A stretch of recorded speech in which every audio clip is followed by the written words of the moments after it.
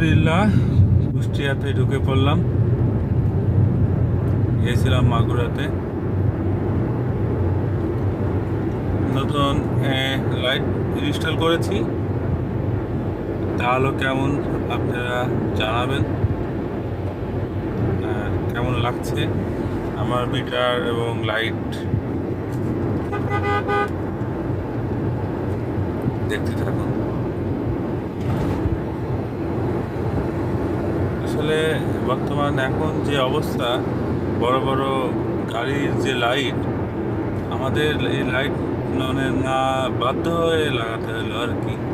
চাইছিলাম না যে লাগাবো না, কিন্তু দেখছেন কি অবস্থা সামনে গাড়িগুলোতে, এত পরিমাণ এলইডি বাল্ব লাগাচ্ছে বড় বড়, যার ফলে বাধ্য হয়েছি।